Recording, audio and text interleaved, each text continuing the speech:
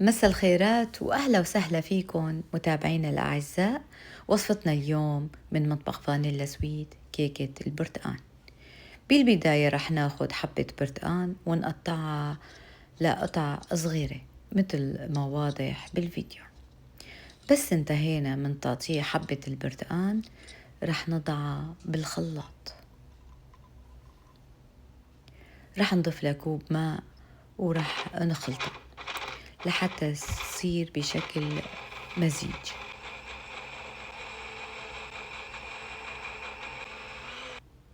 وهذا شكله بالأخير. بوعاء تانية رح ناخد بيض عدد 4 ورح نضيف له كوب ونص سكر عادي ورح نخفق لحتى يرتفع المزيج ويكشف لونه.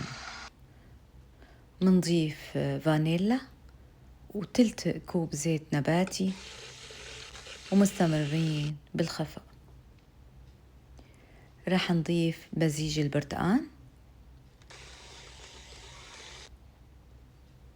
ورح نضيف طحين، كوبين وربع طحين منخولات.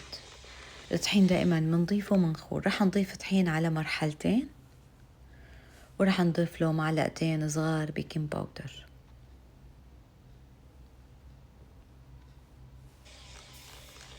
وبس انتهينا من خفق الطحين رح نضيف كوب 7 أب.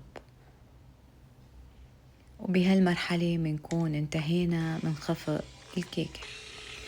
نحن بالبداية شغلنا منكون محمين الفرن على درجة 190.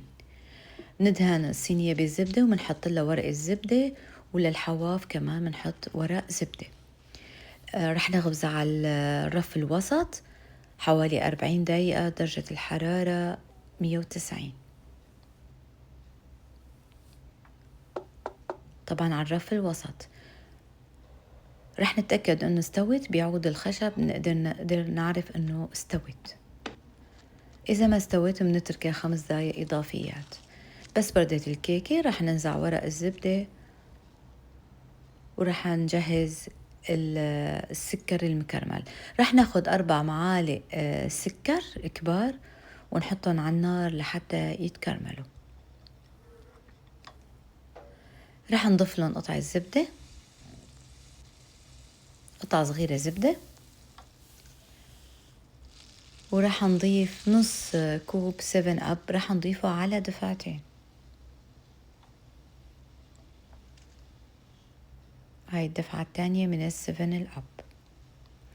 بيكون مجهزين حبة برتقان شرايح منضيفة للسائل المكرمل عنا.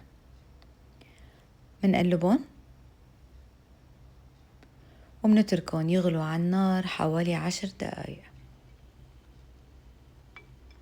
ياخدوا طعمة السكر المكرمل.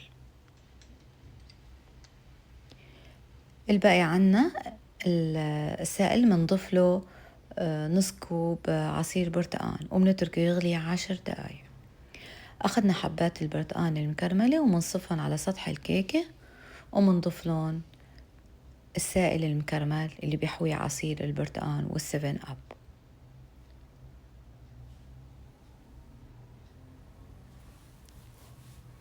ورح نزينها بمبشور الفستق الحلبي، بيعطي لون وجمال للكيكة.